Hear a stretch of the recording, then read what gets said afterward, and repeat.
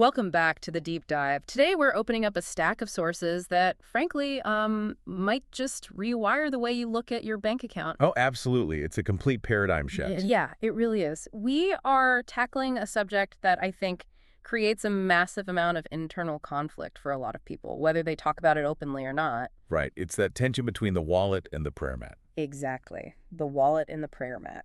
We're looking at wealth, spirituality, and what our sources are calling the economic soul of Islam. And we really need to start with a bit of a vibe check here. Yeah, please do, because if you scroll through YouTube or you just absorb the general cultural narratives in a lot of religious circles, you often hear this idea, this assumption that poverty equals piety. Right. It's a very pervasive idea. There is this unspoken rule, or maybe a misconception, that to be truly spiritual or close to God, you have to renounce the world. Like you have to be poor. Or at least you shouldn't want to be rich. If you are chasing profit, the assumption is that you are somehow sprinting away from the divine. Right. I've seen this described in our notes as the seasonal Muslim. Yes. The person who feels like they have to put their worldly ambition on pause to be spiritual. Like, I can't be a CEO and a saint at the same time. Or I need to take a break from my business to focus on my faith, No. as if the business itself is inherently a distraction from faith. It creates this split personality.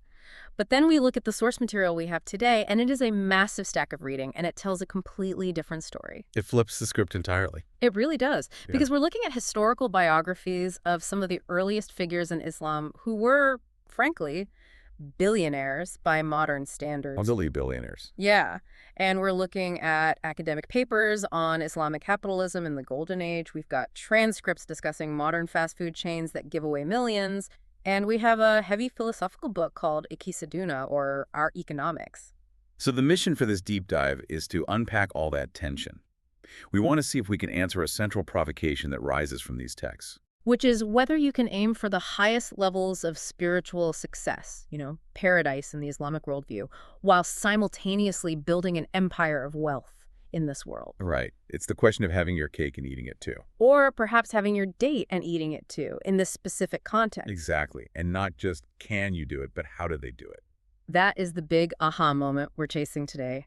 We want to get to what one of our sources calls the Midas touch of Medina. Because when you read about these early figures, it really seems like they had a secret code. They couldn't stop making money, even when they actively tried to give it all away. It's a great image.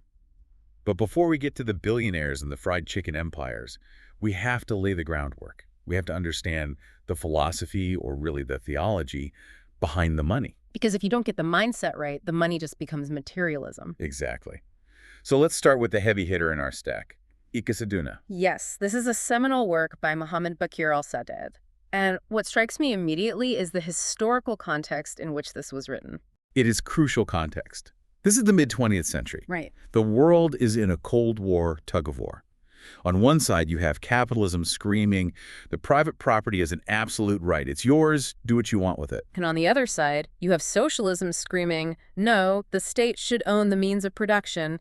Collective ownership is the only way to justice. And al-Sadr comes in and says, actually, you're both missing the point.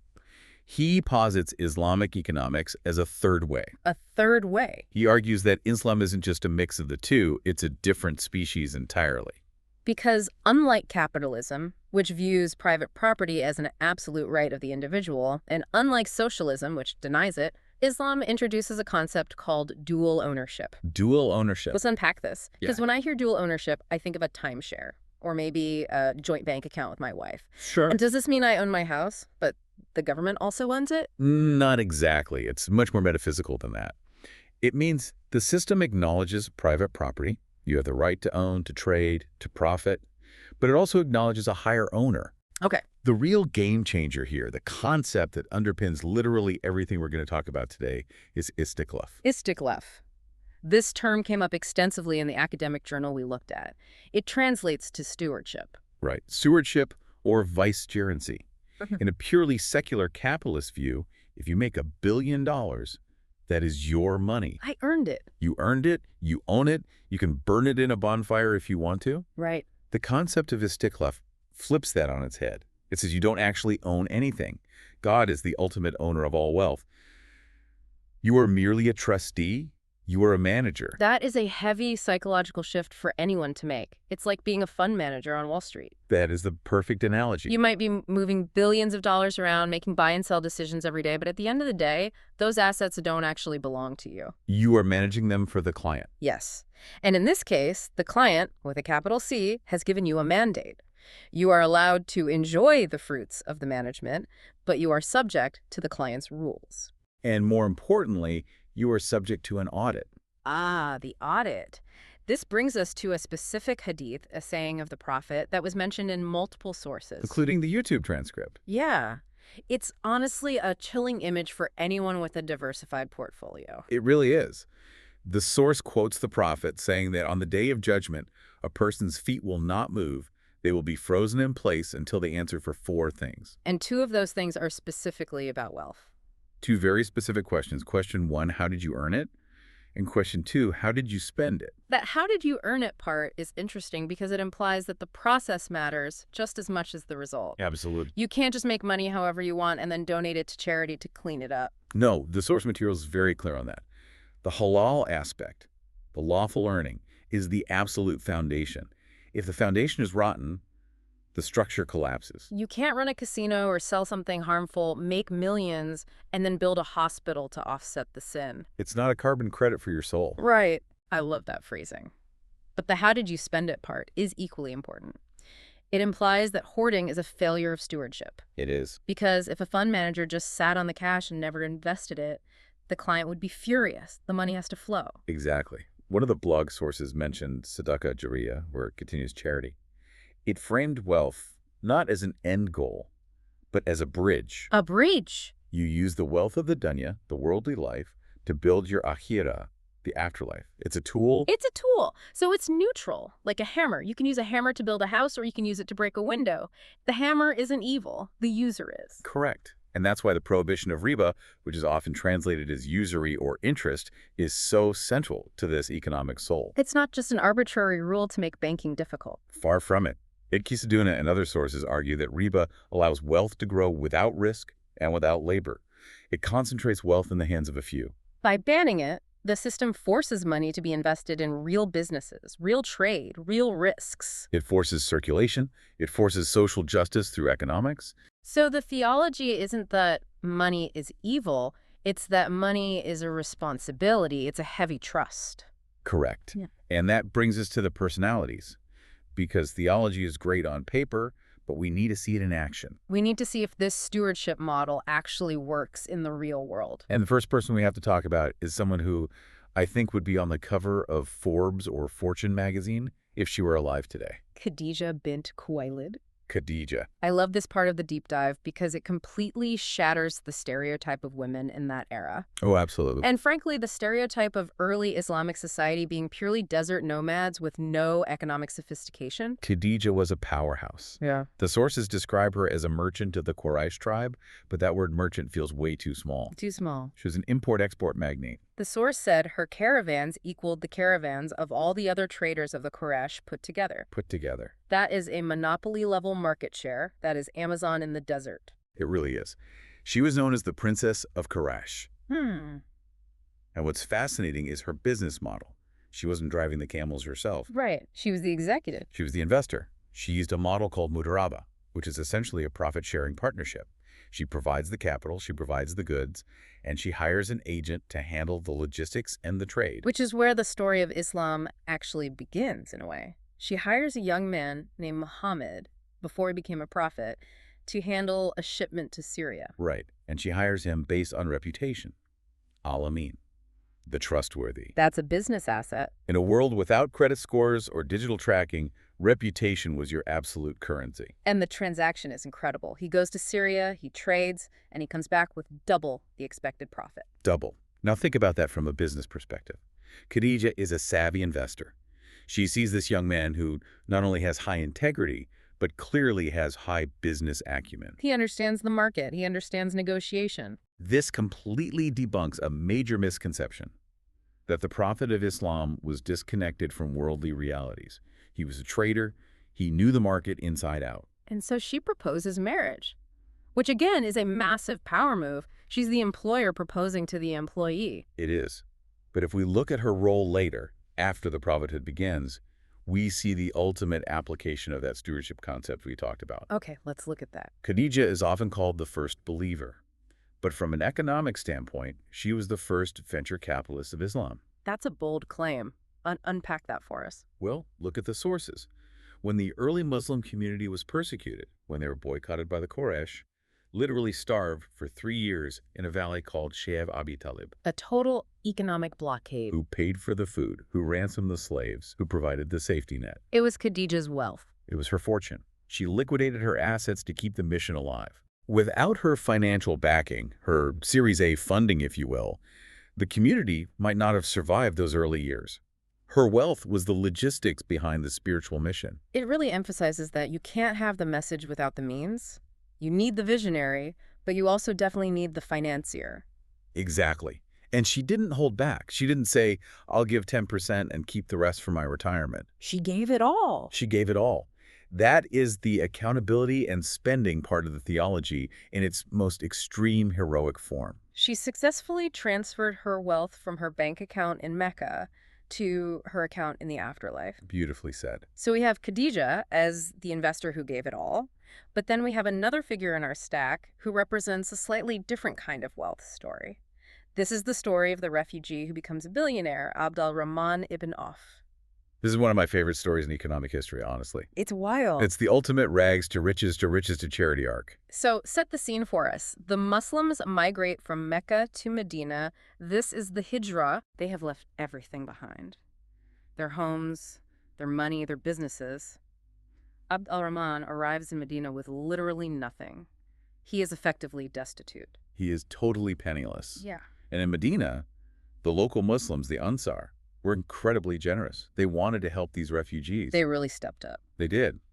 One of the Ansar offers Abd al-Rahman half of his entire wealth. He says, I am the richest man in Medina. Here, take half my money. Take one of my houses. Take one of my orchards. Most people would take that deal in a heartbeat. I mean, you've just lost everything. It's a lifeline. It's instant security. Right. But Abd al-Rahman's response is legendary. It encapsulates the true entrepreneurial spirit of the early Muslims. What did he say? He says, may Allah bless you and your family and your wealth, but I don't need it. Just show me the way to the market. Just show me the way to the market. That is staggering confidence. It's pure agency. He didn't want a handout. He wanted an opportunity. So he goes to the market, and he starts small. The sources say he started selling dried cheese and butter. Very basic commodities. But he had that Midas touch we mentioned in the intro. He really did. There's a famous quote attributed to him. He said, I never lifted a stone unless I expected to find gold or silver under it. He had an instinct for value. And he scaled up fast. He went from selling cheese to creating horses and camels. The numbers in the Wikipedia source are staggering to read. It says he had 100 horses, 1,000 camels, and 10,000 sheep grazing in al-Baqi. That's a massive operation. And when he died, just 1/4 of his property was worth 84,000 dinars. To put that in perspective for you listening, a dinar was a solid gold coin. If you adjust for inflation and purchasing power, we are talking about hundreds of millions, possibly billions of dollars. This is generational wealth on a massive scale. Yes. But here is where the tension comes back. The tension between wealth and spirituality. Because Abd al-Rahman wasn't popping bottles and celebrating this wealth. Not at all. He was terrified of it. Yes. This is the crawling controversy mentioned in our notes. Tell us about that. Because usually we think rich equals blessed. There was a report, a hadith, where it was said that Abd al-Rahman ibn Awf would enter paradise crawling because of his wealth. Crawling, as in moving slow. Yes. While others were racing into the gates, he would be delayed. Why? Because of the audit. The audit we talked about earlier. Exactly. The accounting was so extensive. He had so many transactions, so many coins, so many camels to account for. Where did you get this dinar? Where did you spend it? Every single one. Every single one. It wasn't that he was being punished for sin. He was being delayed by the sheer volume of paperwork, metaphysically speaking. That is a fascinating concept. It reframes wealth not as a sin, but as a burden. It slows you down not because it's evil, but because the responsibility is so incredibly heavy. And when Abd al-Rahman heard this, he panicked. He didn't want to crawl. He wanted to run. So what did he do? He tried to offload the burden. There's a story where a massive noise was heard in Medina. The ground literally shook. Aisha, the prophet's wife, asked, what is that earthquake? And what was it? She was told, it's not an earthquake.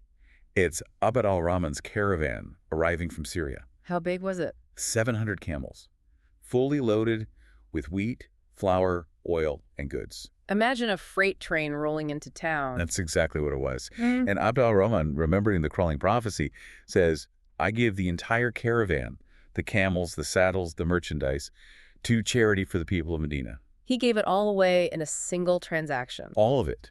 He was trying to lighten the load. He was trying to speed up his audit. This leads us to a really critical distinction in the psychology of wealth. Because we have these figures who are rich, but they act like they don't care about the money at all. Yes. This is the concept of zuhd. Zuhd. It's usually translated as asceticism. And when we hear that word, we think of a monk in a cave wearing rough wool, owning nothing. We think of starving oneself. Right. But looking at Abd al-Rahman, he wasn't starving. He was exceptionally rich. So how can he be considered a figure of zuhd? This is the critical distinction found in the YouTube source and the journal. Zuhd is not that you own nothing. It is that nothing owns you. Oh, that's good. Not that you own nothing, but that nothing owns you. It's the location of the wealth. Is the wealth in your hand or is it in your heart? Okay. If it's in your hand, you control it. You can give it away, you can invest it, you can lose it and not fall apart. If it's in your heart, it controls you. Your entire self-worth is tied to it. So Abd al-Rahman had millions in his hand, but his heart was detached enough that he could give away 700 camels on a whim. Precisely. And the Prophet actually encouraged financial strength. There's the hadith, the upper hand is better than the lower hand. The upper hand being the one that gives. And the lower hand is the one that takes. You cannot have the upper hand if you are broke. You need resources to be the giver. This leads us to a really cool modern example. Because it's easy to talk about camels and caravans in the 7th century, but does this Midas touch mindset actually work today? It does. The YouTube transcript told the story of al-Baik. Ah, yes. The fried chicken phenomenon. For our listeners who haven't been to Saudi Arabia, al-Baik is legendary. It's like In-N-Out burger, but with even more hype. People line up for blocks. It's a cultural staple. But I didn't know the backstory until I read this transcript. It's a remarkable story of modern stewardship. The founder, Shakur Abu Ghazala, started the business in the 70s. But he didn't start with a silver spoon. He started with a crushing burden. The source says his exclusive agency rights were canceled, and he was left with nothing but a warehouse involved in chicken nuggets and a massive debt. Yes. How much debt are we talking about? The source says the modern equivalent of millions. $1.8 million is the figure mentioned. That is a crushing amount of pressure to start a business under. And yet, he made a deal with God. He did. He decided that for every meal sold, he would donate 1 riyal to charity. Now, from a purely secular accountant's perspective, when you are $1.8 million in debt, you do not give away top-line revenue. You need every cent to service the debt. It makes no mathematical sense. It's business suicide. No, it isn't. Because he was operating on baraka math. Baraka meaning divine blessing or increase. Right. He committed to that 1 riyal. Yeah. And the business exploded. It became a cultural icon. The recipe, the service, the branding, it all just clicked. And the best part of the story is when he died, his sons took over. Yeah. And usually this is where the story goes wrong. The second generation comes in, they see the margins, and they say, hey, we could increase profits if we cut that charity out. Dad was a sweet old guy, but we need to run a business. Right. Just like the story in the Quran, in Surah Qalam, about the orchard owners. Tell us that story quickly to compare. The father was generous. He always gave a portion to the poor. He died, and the son said, why are we giving so much away? Let's harvest early in the morning and keep it all for ourselves. And what happened? Their orchard was destroyed overnight, burned to the ground. But the al-Baik sons, Ihsan and Rami, they did the exact opposite. They did. They looked at the legacy and said, this charity isn't a cost, it's the engine. The engine. They increased the donation. I believe the source implies they doubled it, or at least increased it significantly. And the business continued to grow. They don't even advertise. The customers are the marketing. It's the idea that charity is an investment with an infinite ROI, provided you believe in the partner you're investing with. That's the key right there. It requires belief. Yeah. If you don't believe in the metaphysical return, it's just a loss on the balance sheet. But if you do, it's the ultimate leverage. I want to zoom out a bit. We've looked at the theology, we've looked at the individuals and the modern application. But there's a historical layer here that I found genuinely surprising in our research. The Golden Age. Right. We often think of modern capitalism as a purely European invention. Adam Smith, the Dutch East India Company, all of that. But one of our sources, the Wikipedia article on capitalism in Islam, suggests that the roots might go back much further. This is a highly debated but absolutely fascinating area of history. Between the 8th and 12th centuries, while Europe was largely in the feudal Dark Ages, people living in mud huts, serfdom, minimal literacy, Yeah. the Islamic world was experiencing an economic golden age that looked suspiciously like early capitalism. We're talking about a thriving market economy. Yes, you had a widely circulated currency, the gold dinar, which connected markets all the way from Spain to India. You had the concept of al-mal, capital, and nama al-mal, capital accumulation. But more importantly, you had the financial technology. Fintech in the 9th century. Basically, things we totally take for granted today. Checks, promissory notes, ledgers, double entry bookkeeping. All of it. These were being used by Muslim merchants to move vast sums of wealth across dangerous distances without physically carrying gold. Right, because how did that work? Well, say I'm a merchant in Baghdad, and I want to buy goods in Morocco. Okay. I don't want to carry 10,000 gold coins across the desert. Bandits will definitely take it. It's way too risky. So I go to a banker in Baghdad, I deposit the gold, and he gives me a sack, a piece of paper, a check. The origin of the word check. Exactly. I travel to Morocco, walk into a partner bank, hand over the paper, and they give me the cash. Yet requires a massively sophisticated banking network and a very high level of trust. It does. And the people driving this were a group called the Kareemas. The Kareemas, who were they exactly? Think of them as the super merchants or the multinational corporations of the medieval world. They were the Amazon or Alibaba of their day. That's a huge comparison. It fits the data. The source says individual Karimi merchants had net worths of up to 10 million dinars. Wow. They dominated the spice trade, the textile trade. They financed governments. They weren't feudal lords who inherited land. They were pure entrepreneurs who built systems. But, and here's the dual ownership coming back into the picture, they operated under Sharia constraints. Correct. And this is where Islamic capitalism differs fundamentally from laissez-faire capitalism. There were strict rules against monopoly on necessities. So you couldn't corner the market on wheat and starve the people just to drive up prices. Exactly. And of course, the absolute ban on riba. Which brings up the obvious question. How do you build a banking system without interest? If I can't charge you 5% for a loan, how do I make money as a bank? You use risk sharing, partnerships, mufawada and mudaraba. Okay. Instead of lending you money and demanding 5% interest regardless of whether you succeed or fail, I invest in your venture. So we're partners. Yes. If you profit, we split it. If you lose, I lose my capital. It perfectly aligns the incentives. It does. It ties the finance sector directly to the real economy. You can't just make money from money. You have to make money from productive activity. And some scholars argue that these innovations passed into Europe through Italy and Spain, eventually laying the groundwork for the commercial revolution that led to modern capitalism. It's an incredible legacy. So we have this rich heritage. We have the robust theology. We have the role models. Why then does the source on Islamic goal settings suggest that modern professionals are struggling so much to integrate this today? This is where the rubber really meets the road for our listeners. The blog source, Why Islamic Goal Setting Fails, identifies what it calls a secular versus sacred split. This is the idea that I have my work goals in one box and my spiritual goals in a completely different box. Exactly. We treat our career with professional rigor and our soul with amateur negligence. That hits hard. The source argues that professionals have structure for career goals. They have deadlines, KPIs, quarterly reviews, mentors. But for spiritual goals, it's just vague wishes. I hope to read more Quran. I want to be a better person. And the solution offered is this TAID framework. I love a good acronym. Let's break it down because this is the practical toolkit you can use right now. Let's do it. It's a way to synthesize the two worlds. All right, so T is for Tawhid-centered. This is the anchor. You have to connect the goal to your worship. Why do you want the promotion? Is it just for ego? Or is it to have a wider sphere of influence to do good? Is it to earn more so you can give more? You have to find that core why. Okay. What about A? A is for adaptive. This draws from Islamic jurisprudence or fiqh. The law is flexible. It adapts to circumstances. Your goals should be too. So if things go sideways. If you get sick, if you lose your job, you don't despair. You pivot. You trust that the obstruction is actually part of the plan. W. W is for wisdom-based. Use knowledge. Don't just blindly strive.